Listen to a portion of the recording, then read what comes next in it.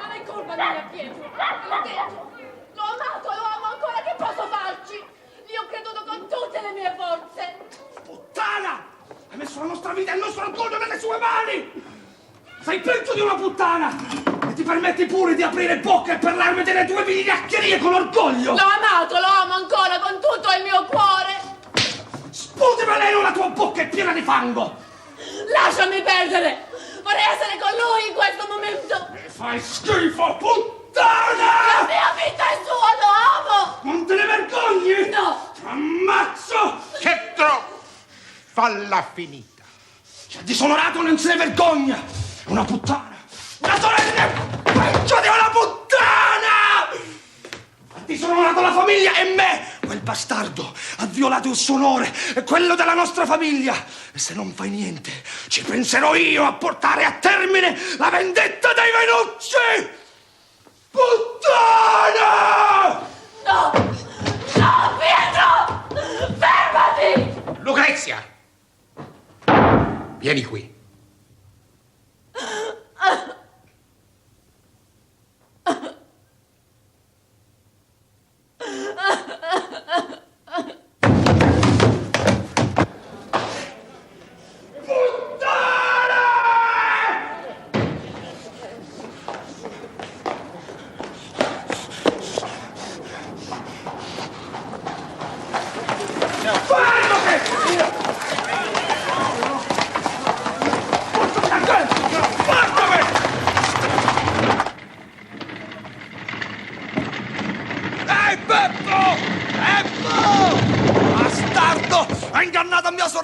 Hai fatto di mia sorella una puttana! Hai calpestato il suo onore e quella della nostra famiglia! Voglio quello che è nostro! Voglio il mio orgoglio! Beppo! Fatti avanti, bastardo! Beppo, che fai con quel martello? Vieni qua! Vai,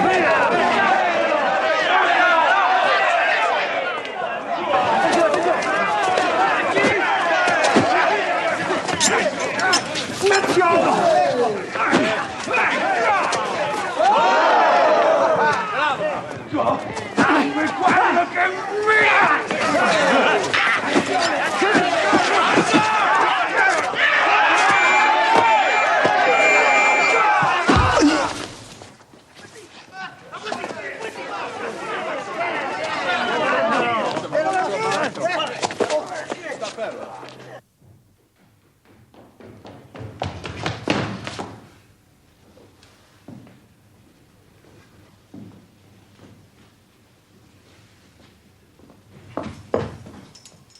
What are you doing down there, Beppo? Bastardo, traditore, la pagherai cara!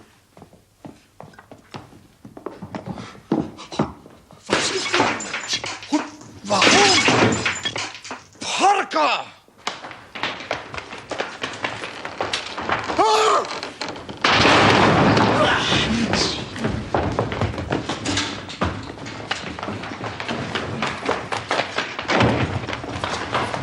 Stand back! We have him at last!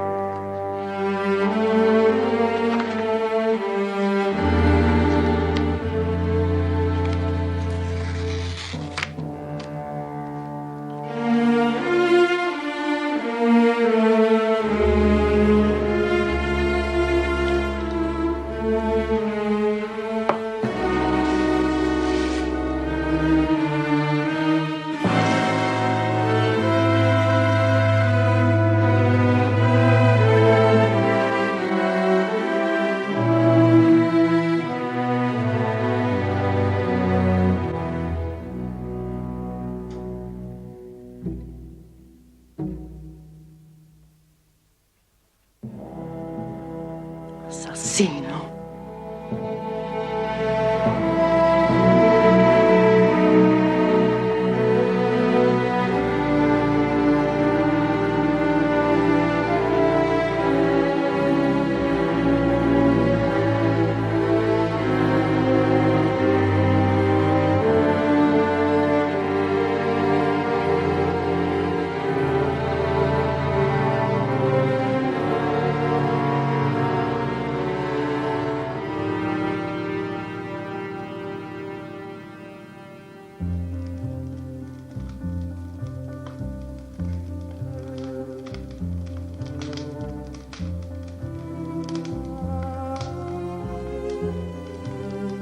Anything remarkable on hand, Lestrade?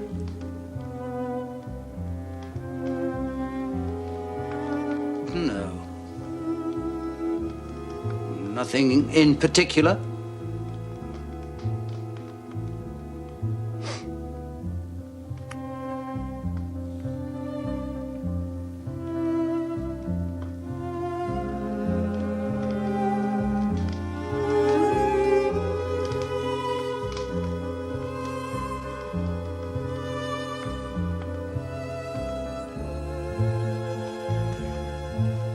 Then tell us about it.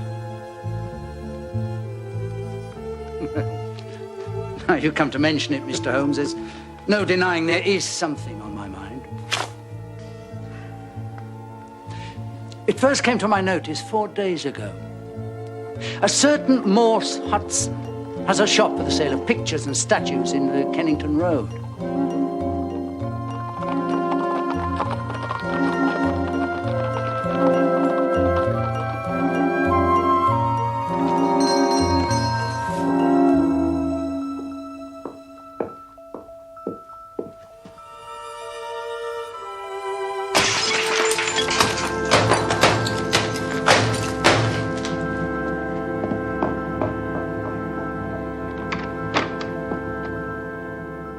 But what happened last night was more serious and also more singular.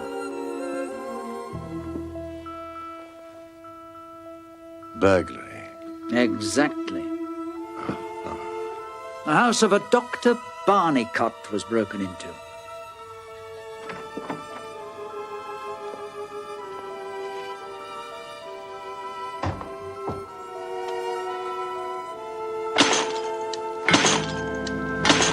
Now, this bust was one of a pair purchased from Morse Hudson by Dr. Barnicot.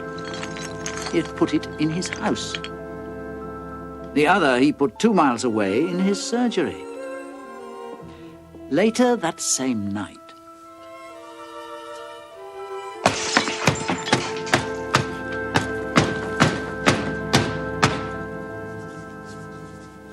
This is certainly very novel. yes, I thought it would please you. Though, in my opinion, it comes more into Dr. Watson's line than ours. Disease? I should say madness. Queer sort of madness, too. You wouldn't think there was anybody living nowadays, would you, have such a hatred for Napoleon Bonaparte? Ah, actually, there are no limits to the possibilities of monomania. You see, there is the condition that the modern French psychologists have called an idée fixe. Now, if someone became obsessed with, say, an injustice committed to an ancestor during the Napoleonic Wars, he might form an idée fixe, and under its influence, he might be capable of any fantastic outrage. My dear Watson, that won't do. How do you explain it, then? I don't attempt to do so. I see.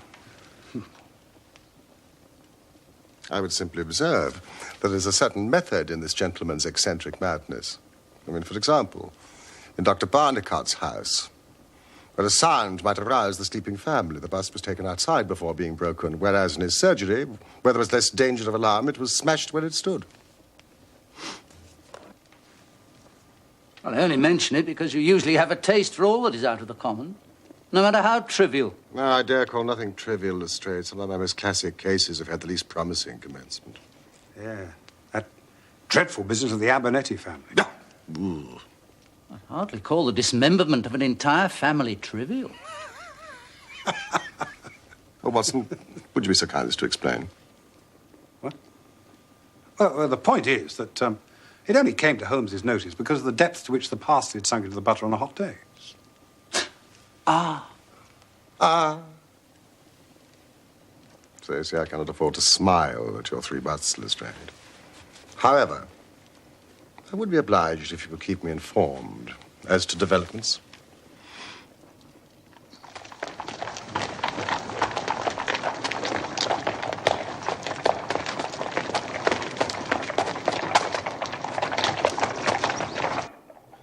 Listen to this, Holmes. Come instantly. 131 Pitt Street, Kensington, Lestrade. What's it about? Well, it could be anything, but I suspect it's a sequel to his story of last night. You know, my E-Day fix. Finish your coffee. There's a cab at the door. 2 minutes.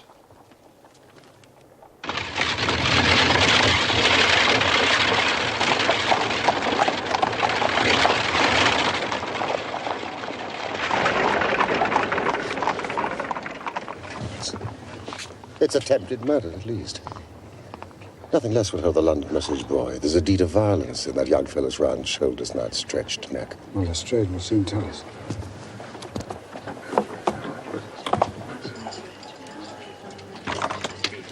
Look at this, Watson. The bottom steps swill down and the others dry. Footsteps enough, anyhow. Yes, but whose?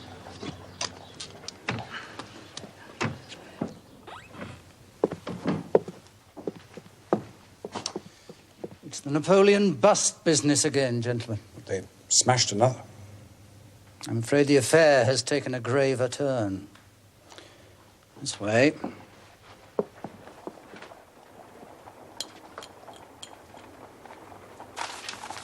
Mr. Harker, allow me to present Mr. Sherlock Holmes and Dr. Watson.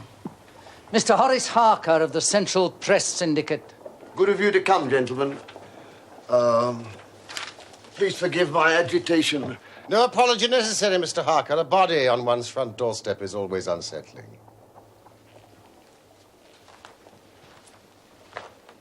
You've told him, then? Oh, not a word. Now, tell us exactly what occurred. Extraordinary thing. All my life, I've been collecting other people's news. And now I have a real-life story of my own, and I can't put 2 words together. If I had been a journalist and walked in through that door, I would have interviewed myself and had 2 columns in every London newspaper. And here I am, giving away valuable copy by telling my story over and over again to a string of different people. However, I've heard of your name, Mr. Sherlock Holmes. So if you could explain this queer business, I'd be more than paid for my trouble in telling you my story.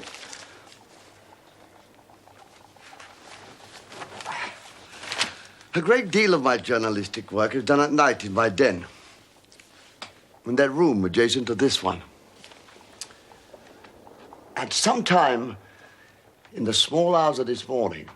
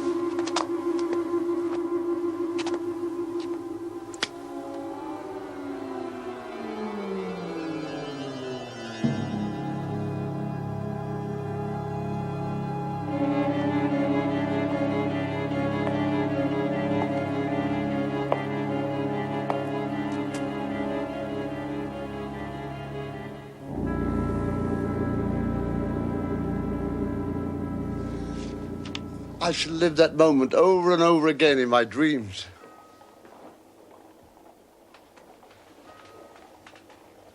Do we know who the murdered man was? Not yet.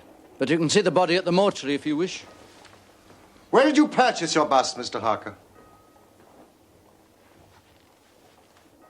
From Mr. Hudson of Kennington Road.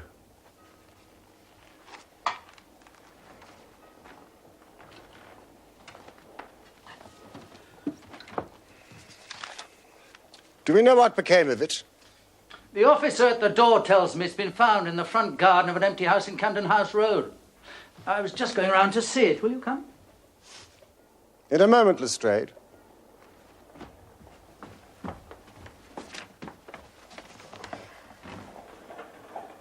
Well, the intruder had either very long legs or was the most active man. With that area beneath, it was no mean feat to climb up to this ledge, let alone to open the window.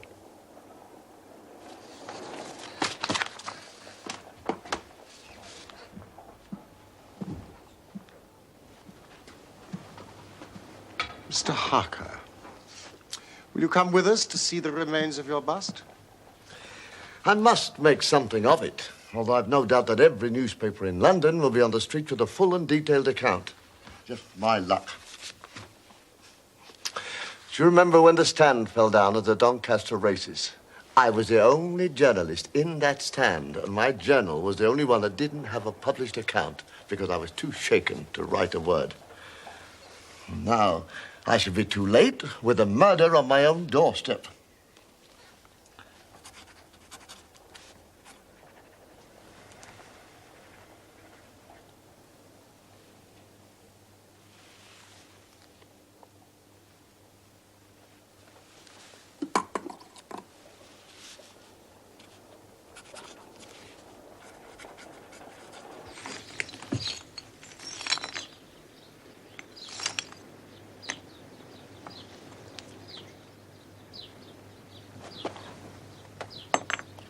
Well?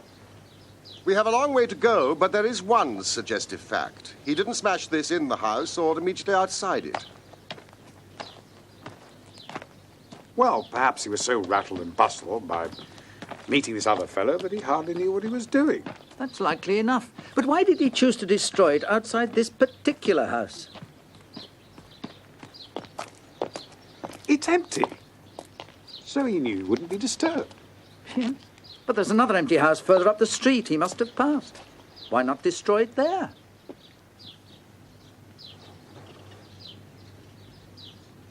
The lamp!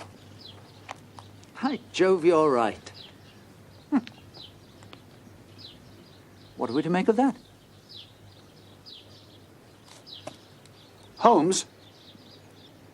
Remember it. Docket it. We may come on something later which will bear upon it. Meanwhile, before we go our separate ways, I suggest we make one last concerted visit. Where to? The morgue.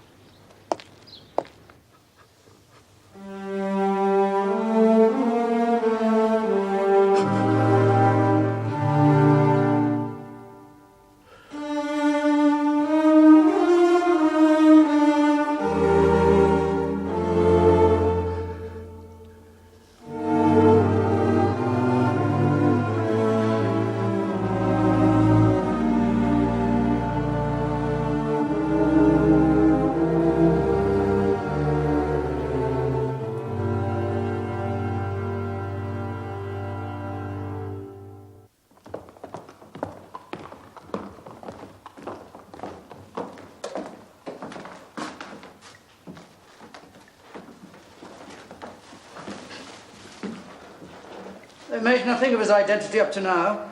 He was poorly dressed, but doesn't seem to have been a labourer. Well, whoever's responsible did a nasty job on the fellow's throat. Oh, that was a murder weapon. Had a serrated blade. Though whether it belonged to the murderer or the dead man, we don't yet know. Anything in his pockets to help identify him? Precious little. If it might interest you, Mr. Holmes. Forgive me, Lestrade, I was just contemplating the one mystery that not even I can solve. Death itself. Pray continue. As you can see, he carried very little.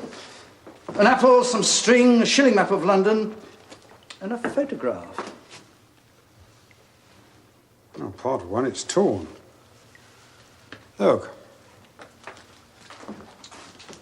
Ugly-looking devil. Positively simian. What steps do you propose next, Lestrade? Well, the most practical way of getting at it, in my opinion, is to identify the dead man. Once we know who he is and who his associates are, we should have a good start in learning who killed him on the doorstep of Mr. Horace Harker. Don't you think so, Mr. Holmes? No doubt. It is not the way that I would conduct the case. Well, what would you do? No, don't let me influence you, Lestrade. I suggest you follow your line of inquiry and I mine.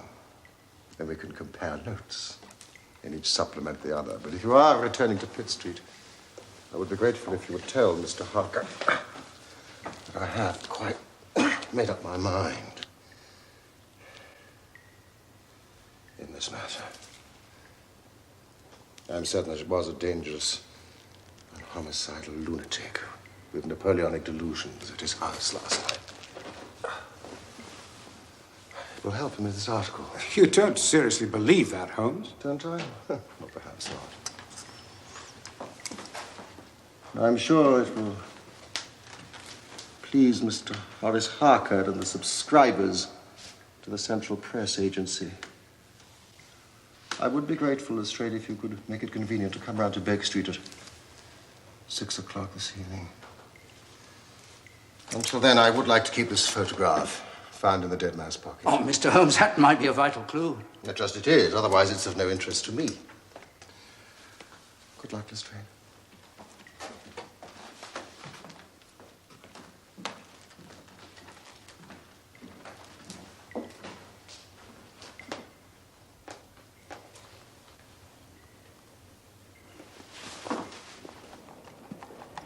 What we pay our taxes for, I don't know. When any ruffian can walk in and break one's goods under one's nose. A superb bit of craftsmanship it was, too. Taken from a marble copy of the Emperor's head by Divine. Are you familiar, by any chance, with that great artiste? Yes, indeed. Speaking of familiarity, do you recognize the man in this photograph?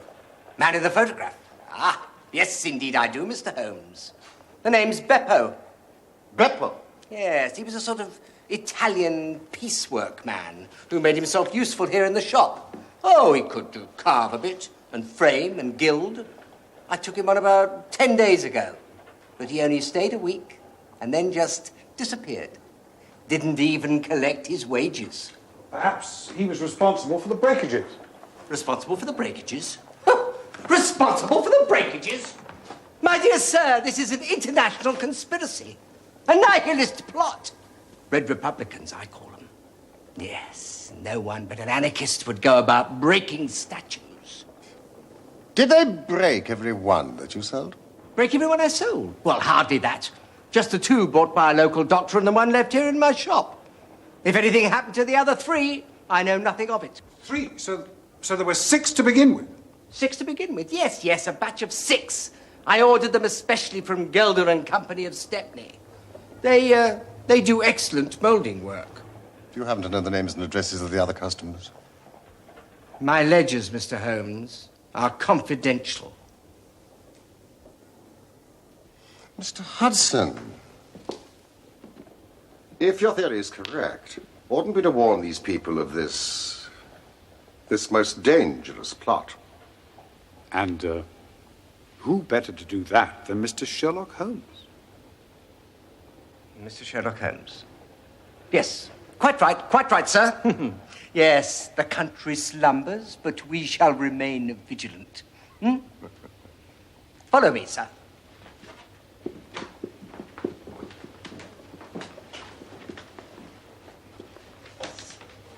we are. Mr. Josiah Brown of Chiswick and Mrs. Sanderford of Reading. Mrs.? Yes. Mr. Hudson? Did your 2 busts differ in any way from the other 4? Differ from the other 4? No, they were all identical. And all with the beautiful decoration which I ordered especially. Yes, apart from the decoration, were your 6 busts the same as all the others? The same as all the others? Well, I suppose so. But you'd have to apply direct to Gelder and Company to find that out. In person. Excellent idea. Gentlemen, when you meet the manager, would you be good enough to warn him of the conspiracy? With all the busts they have on the premises, the Red Republicans could have a field day. Normally, we sell the busts without decoration, but Mr. Hudson ordered that the whole uniform be painted. It was expertly done and made it a very special issue.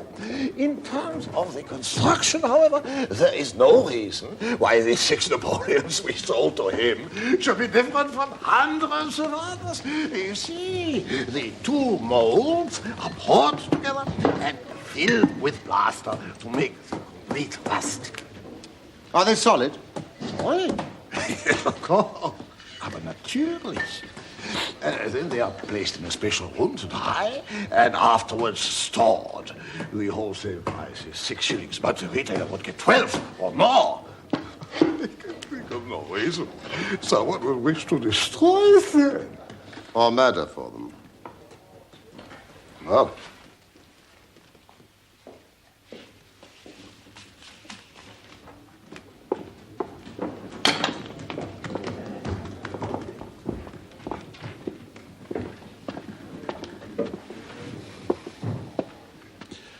So, your interest in the molding process had ulterior motives. Herr Mandelstam, I wonder if you happen to recognize the man in this photograph. Ah, the rascal. Yes, indeed. I know him very well. This has always been a respectable establishment, and the only time we ever had the police in here was over this fellow. About a year ago, he knifed another Italian in the street and ran in here with the police on his heels.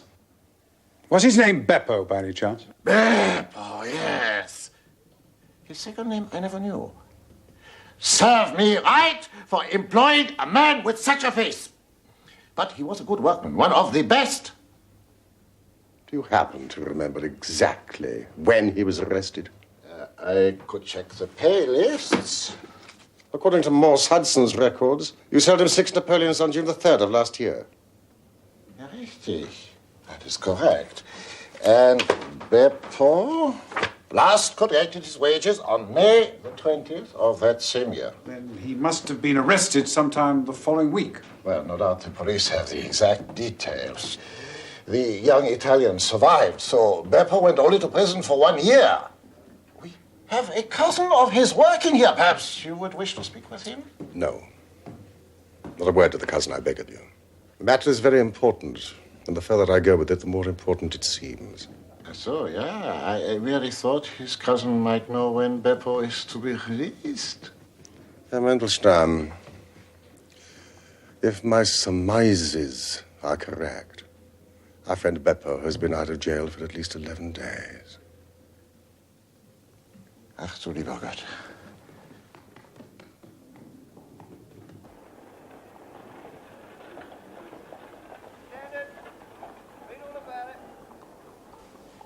Hey!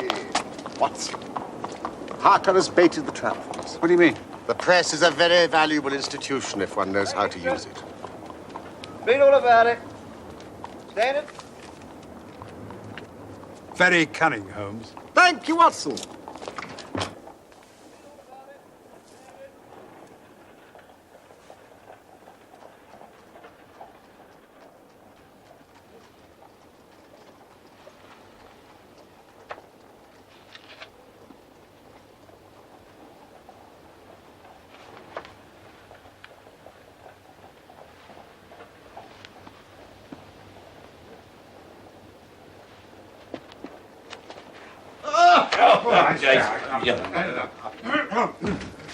Lestrade! Mr. Holmes? Doctor? Please, sit down. Oh. Thank you. Well, what luck, Mr. Holmes? We've had a very busy day. Not entirely wasted. I can trace each of the busts now from the beginning. The busts? Well, of course, you have your own methods, Mr. Sherlock Holmes.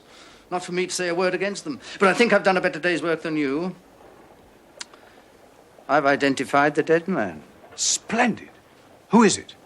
Pietro Vannucci, son of a respectable Italian tradesman, but involved with a secret political society. Red anarchists?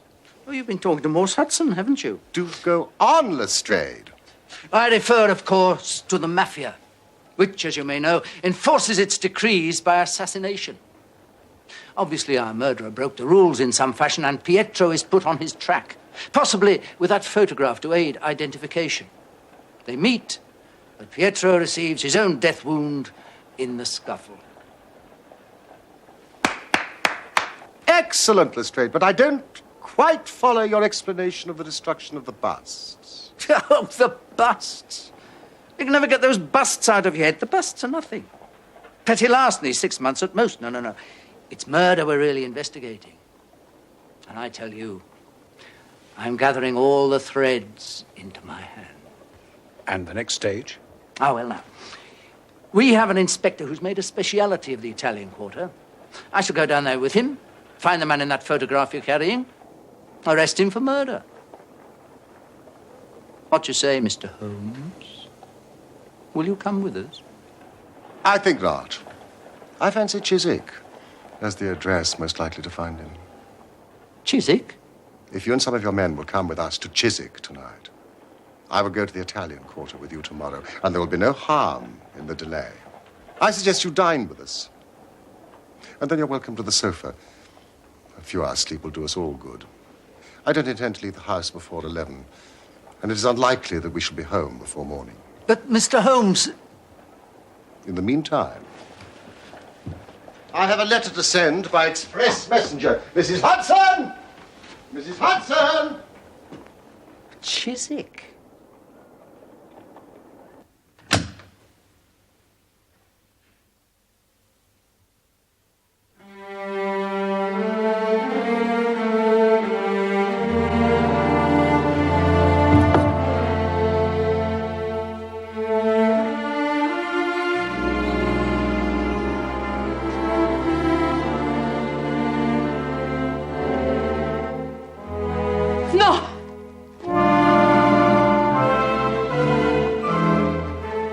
Queste non sono cose da donne. Ho disonorato la famiglia e lo devo fare io. Sono io il capofamiglia. È mio dovere.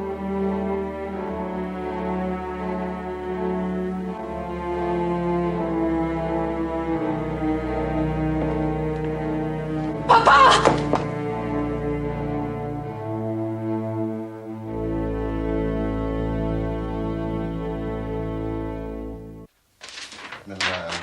Milan.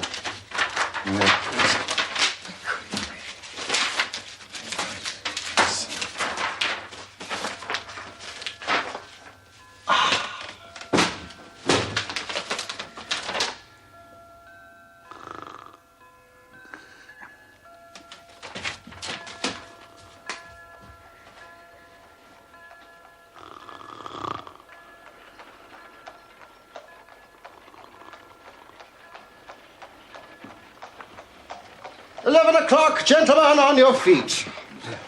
Come along, Lestrade. Watson, I think you've been over-generous with the port. You've been frugal enough with your information. That will be our four-wheeler. Don't forget the revolver, Watson, and bring the rugs. This outing wouldn't be inspired by your ID fix, would it? E-Day fix? Yes. The plaster bust. I have great hopes, Lestrade. In fact, the betting is exactly 2-1 that if you come with us tonight, you'll have the murderer in custody before the sun rises. I'm not a betting man, Mr. Holmes. Then you have nothing to lose by, do you? Except a good night's sleep.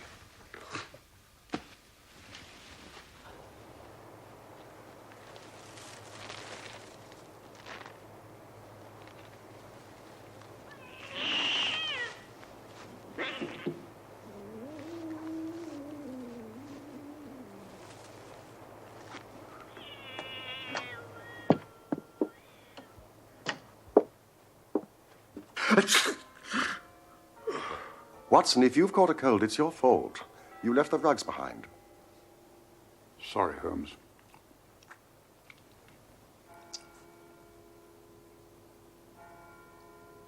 Is that 2 o'clock?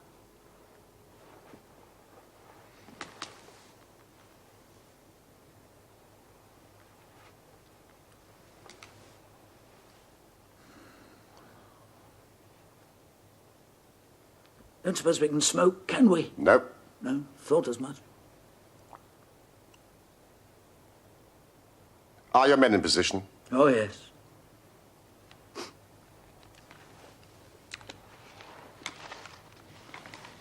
Have a humbug, Lestrade. Watson, this is no time for humbugs.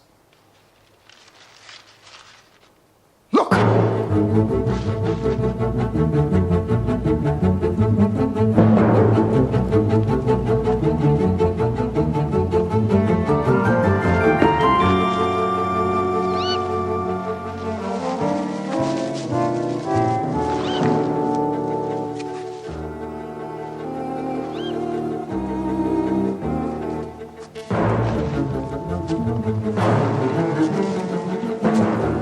Is that who you're expecting? His name's Beppo. Good name for a monkey.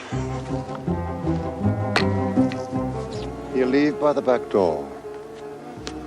How do you know that? Because all the other doors are locked.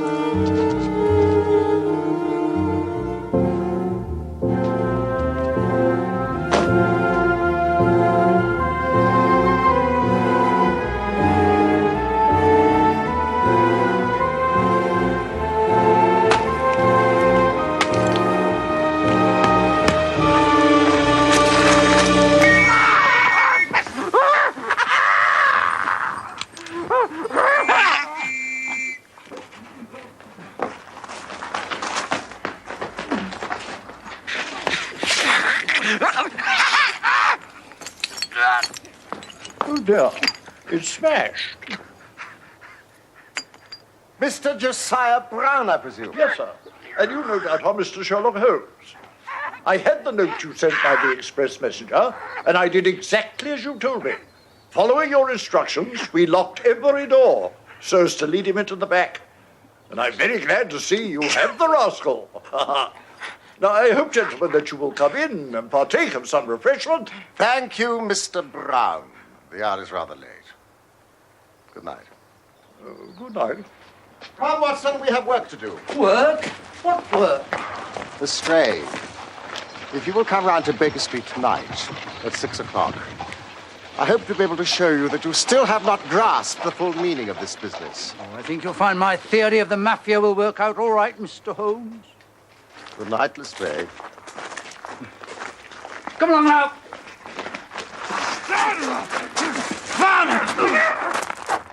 Baker Street, please.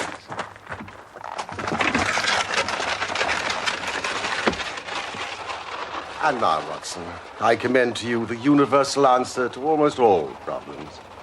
What's that, Holmes? Sleep.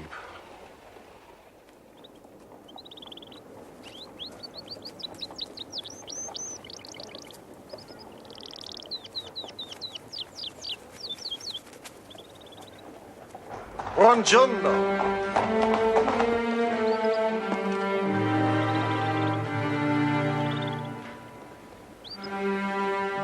I casi come questi è importante. Ecco, signor Holmes. Grazie, signore. Morning, Watson. Since the manager of Gelder and Company was mainly responsible for Beppo's initial arrest, we see the breaking of the busts as a pathetic attempt to revenge himself. And it was possibly these senseless acts of violence which transgressed the mafia's code of behavior and led to the murder of young Vernucci. There. I think that takes care of those details you mentioned last night. Don't you, Mr. Holmes? Holmes! Ah! Yes, Watson. But Well, what do you think of Lestrade's theories? I'm sure that they are of the greatest interest, but I regret to say I've not listened to a word of them. Forgive my inattention, Lestrade. I had a rather late night. Oh, what do you think I had?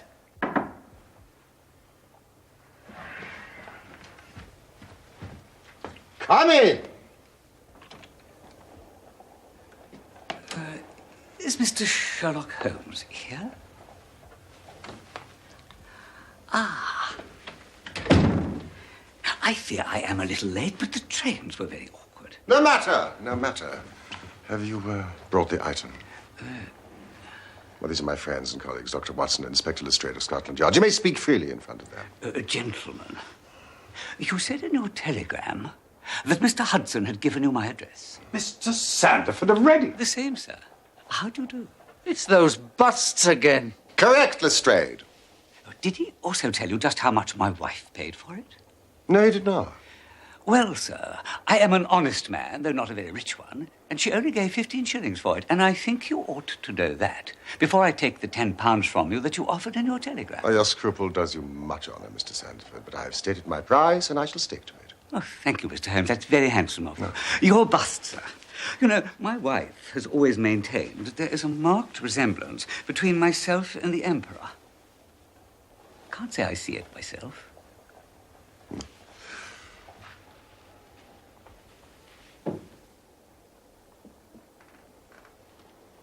Sixth Napoleon.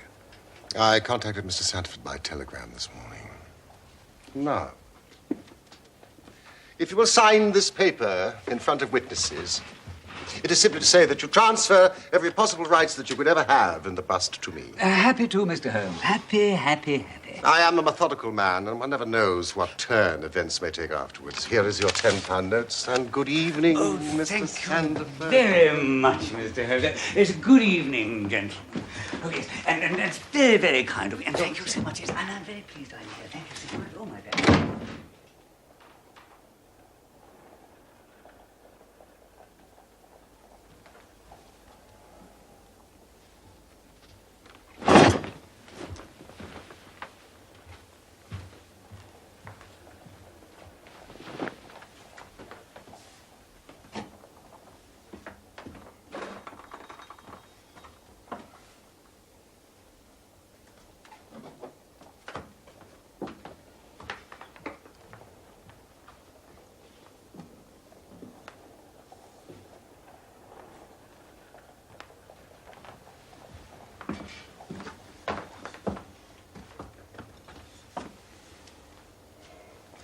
Now, gentlemen, if you would give me your undivided attention.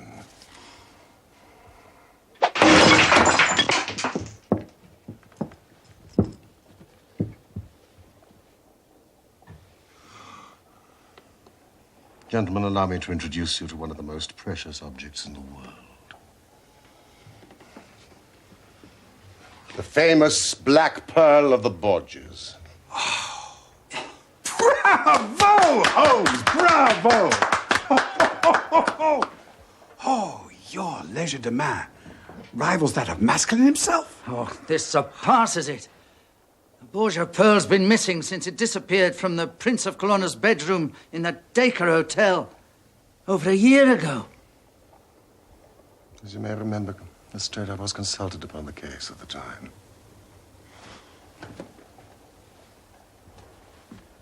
Observe and learn.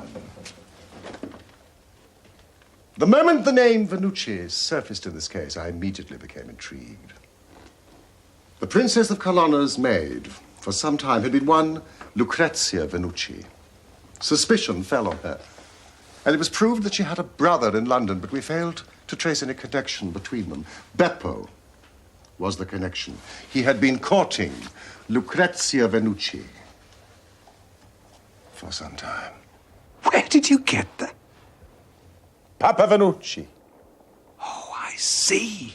When the Venucci family planned to steal the Black Pearl, they used Beppo as a go-between for Lucrezia and her brother.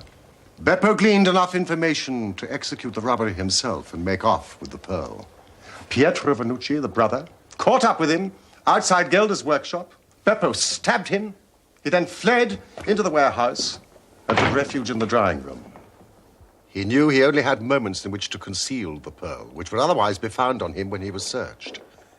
Among all the plaster casts drying that day, he made for a batch of 6 that had been earmarked for Morse Hudson, and the base of one of them was still soft.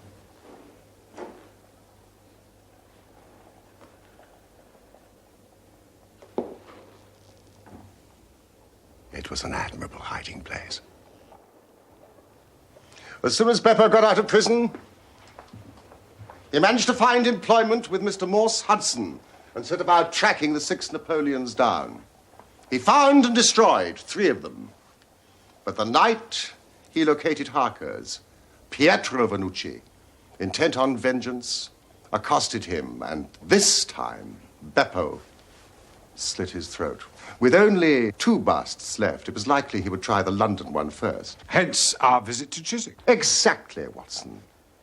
That left only the Reading bust. I bought it in your presence from the owner. And there it lies.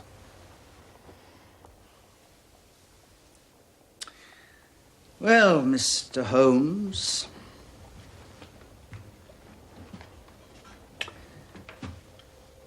I've seen you handle a good many cases in my time, but I don't know that I ever knew a more workmanlike one than this.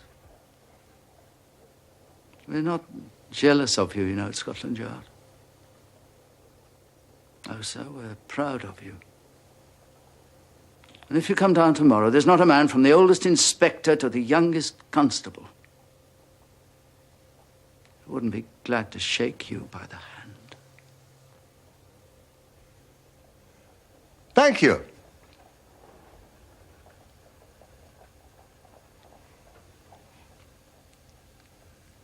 Thank you.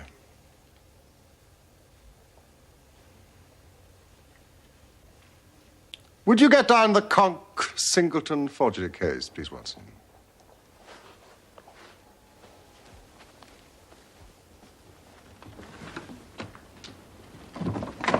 Goodbye, Lestrade. And if a little problem comes your way, I shall be happy if I can to give you a hint or 2 as to its solution.